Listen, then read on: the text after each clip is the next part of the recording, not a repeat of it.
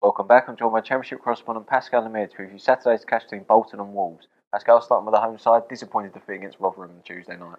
It was disappointing. I mean, I think they might have been maybe a bit tired because they obviously went to Liverpool in the FA Cup and got a 0-0 draw at Anfield. Very, very impressive, and they've earned a replay there, so fair play to them for doing that. But to go to Rotherham, who are one of the sides below them in the table, struggling, conceding 4 down there, that's very disappointing for them because, going 4-0 down as well. They sort of fought back a bit, got 2 goals back, but they were never going to come back from 4-0 down, so that was a disappointing result. But it did come after the 0-0 draw against Liverpool, like I said, which was a very encouraging performance, obviously.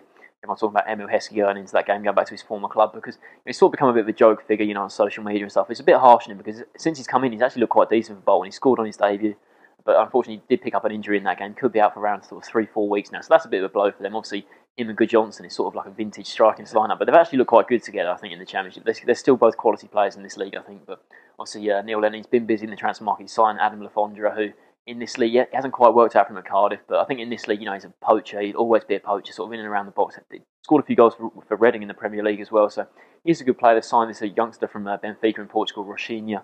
I'm not sure if he'll be able to do too much. He's only made 4 appearances for Benfica's B team this year in a sort of Portuguese second league, so I wonder if he'll be sort of a key player for them. He sort of might be a fringe player, maybe an impact player off the bench, but they're looking at Chris Commons as well, and he's a class player for Celtic up in Scotland. I think he's definitely capable of producing great football in the Championship. So if they can sign him, obviously Lennon knows him really well from his time at Celtic, so he'd be a good signing as well. But obviously Lennon being very busy in the transfer market, and they're 16th in the table now, 10 points off the drop zone. Obviously Lennon, he has done a great job since replacing Freeman, so it looks like it'll be sort of a mid-table finish for them now. Moving on to Wolves, their 4-game winning run came to an end last time out, but they've in good form.